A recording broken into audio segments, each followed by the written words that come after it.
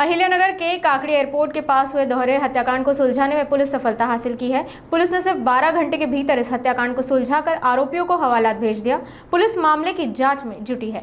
ये घटना काकड़ी तालुका के दिघे बस्ती पिंपरी रोड पर हुई। यहाँ 60 साल के साहेबराव भोसले के मकान में जबरन डकैती करने के इरादे से गए आरोपियों ने साहेबराव भोसले और उनके 30 साल के बेटे कृष्णा भोसले को मौत के घाट उतार दिया। वहीं उनकी पत्नी साकरबाई को गंभीर रूप से जख्मी कर आरोपी फरार हो गए।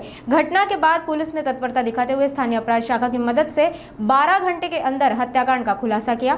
पुलिस अधीक्षक राकेश ओला और अतिरिक्त पुलिस अधीक्षक वैभव कालू वर्मा के नेतृत्व में गठित टीम ने आरोपी को पकड़ने के लिए जाल बिछा और जल्द ही दोनों आरोपियों को गिरफ्तार किया गया।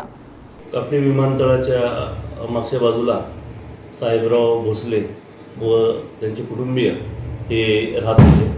आज सकाळी त्यांचे जवळचे नातेवाईक शिवनाथ दिघे हे त्यांच्या घरी गेले असता साहेबराव भोसले यांचा मुलगा कृष्णा हा गंभीर जखमी अवस्थेमध्ये त्याला आढळून आलेला होता। त्याने घरात बघितलं असता कृष्णाची आई तसेच कृष्णाचे वडील हे पण जखमी अवस्थेत होते। त्यानंतर आजीलाही मारहाण झाल्याचं आणि वस्तूंची उचकपाचक केल्याचं आढळून आलेलं होतं। घटनेचं गांभीर्य लक्षात घेऊन जिल्ह्याचे पोलीस अधीक्षक श्री राकेश ओला सर आणि सर्व वरिष्ठ अधिकाऱ्यांनी घटनास्थळाला भेट दिलेली होती।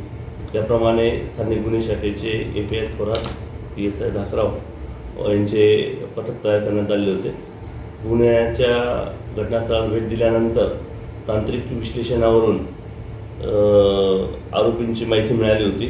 त्याप्रमाणे स्थानिक गुन्हे शाखेच्या पथकाने शिंदेपळसे टोलनाक्याजवळ जाऊन संदीप रामदास दहावाड आणि जगन काशीनाथ किरकिरे दोघंही राहणार मोखाडा तालुका पालघर यांना ताब्यात घेतलेलं आहे। त्यांनी प्रथमदर्शनी गुन्ह्याची कबुली ही दिलेली आहे।